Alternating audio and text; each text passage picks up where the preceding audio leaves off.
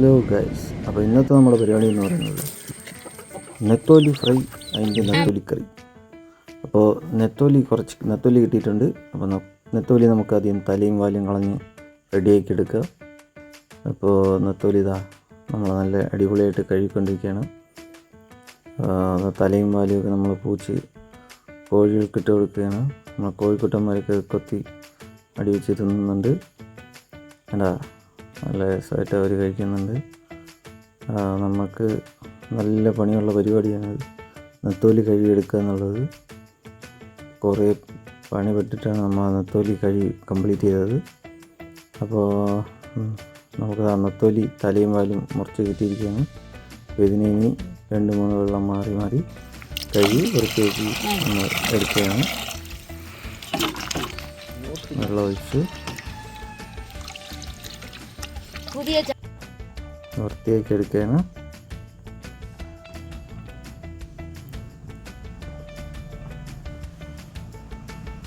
നല്ല സൂപ്പറായിട്ട് കഴുകിയെടുക്കണം. കഴുകി നമ്മൾ ചട്ടിയിലേക്ക് എടുക്കുകയാണ്. കഴുകി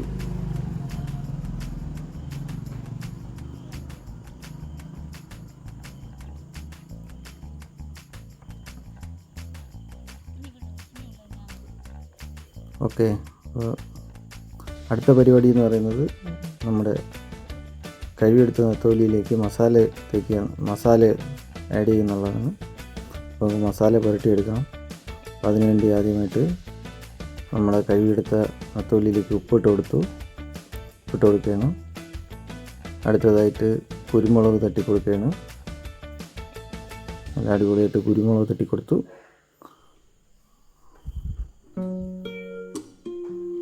അത് കഴിഞ്ഞിട്ട് നമുക്കിനി ആഡ് ചെയ്യേണ്ടത് മുളക് പൊടിയാണ്. ലേശം മുളക് പൊടി ആഡ് ചെയ്തു.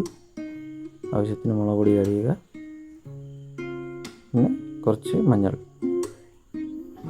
മഞ്ഞൾപ്പൊടി ആഡ് ചെയ്ത് നമുക്ക് അത് നല്ല രീതിയിൽ മിക്സ് ചെയ്തെടുക്കാം. ഓക്കെ. അപ്പോൾ നമുക്ക്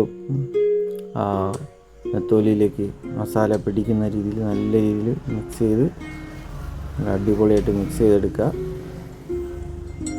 മസാല നമ്മുടെ നെത്തോലിയിൽ പിടിച്ച് സെറ്റാക്കി കിട്ടണം. നമുക്ക് നല്ല അടിപൊളിയായിട്ട് മിക്സ് ചെയ്തെടുക്കാം. ആ സമയം കറി വയ്ക്കാനുള്ള നെത്തോലിയിൽ അതിനാവശ്യമായ മസാലയും കാര്യങ്ങളും ഇട്ട് ലേശം തേങ്ങ അരച്ച് ചേർക്കുകയാണ്.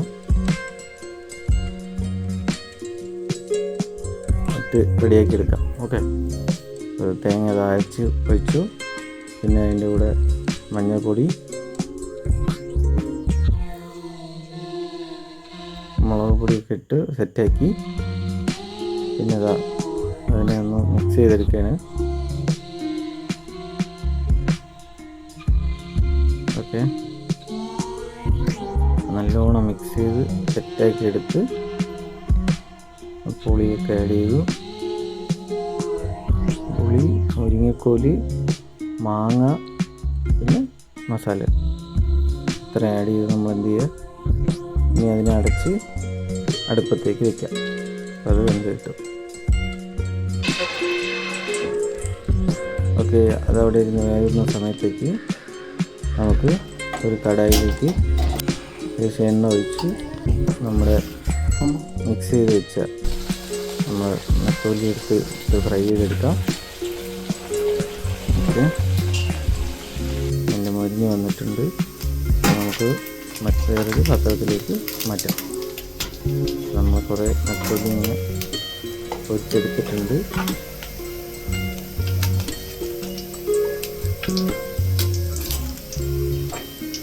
നല്ല പൊരിച്ചെടുത്തിട്ടുണ്ട്. അടുത്തതായിട്ട് നമുക്ക് കുറച്ച് സവാള അരിഞ്ഞെടുക്കേണ്ടതുണ്ട്. അപ്പോൾ അരിഞ്ഞെടുത്ത സവാള നമുക്ക് ആ കടായിൽ ഉണ്ടായിരുന്ന ബാക്കി എണ്ണയിൽ ഇട്ടൊന്ന് മസാലയും ചേർത്ത് കൊടുത്ത് അതിനൊന്ന് വഴറ്റിയെടുത്ത ആ സവാളയിലേക്ക് നമുക്ക് പൊരിച്ച് വെച്ചിരുന്ന നെത്തോലി ഇട്ട് കൊടുക്കുക. അതൊന്ന് മിക്സ് ചെയ്തെടുത്ത് കഴിഞ്ഞാൽ നമ്മുടെ ഫ്രൈ റെഡി ആവുന്നതാണ്. ഓക്കെ. നമുക്ക് ഫ്രൈ റെഡിയാക്കി എടുക്കാം. മിക്സ് ചെയ്ത് സെറ്റ് ചെയ്ത് നല്ല അടിപൊളി ഫ്രൈ റെഡിയായി. അതേസമയം നമ്മുടെ കറിയും റെഡി ആയിട്ടുണ്ട്. നേരത്തെ വെച്ച കറിയും നമുക്ക് റെഡിയായി കിട്ടിയിട്ടുണ്ട്. അപ്പോൾ നമുക്ക് കറി റെഡിയായി കിട്ടിയത് നമുക്ക് അത് കോരി കഴിക്കാൻ ഉപയോഗിക്കാം. നമ്മുടെ ഫ്രൈയും റെഡി ആയിട്ടുണ്ട്. പിന്നെ നമുക്ക് ഫുഡിങ്ങിലോട്ട് കിടക്കാം. ഓക്കെ, നല്ല അടിപൊളിയായിട്ട് പൊരിച്ച് നല്ല റെഡി ആയിട്ടെടുത്ത് നമ്മുടെ നെത്തോലി ഫ്രൈ, നമ്മുടെ ചോറും കറിയും ഒക്കെ റെഡിയായി നല്ല സൂപ്പറായിട്ട് സെറ്റായിട്ടുണ്ട്. അപ്പോൾ ഈ വീഡിയോ ഇവിടെ അവസാനിക്കുകയാണ്. മറ്റൊരു വീഡിയോയുമായി തിരിച്ചു വരുന്നവരെ ഗുഡ് ബൈ.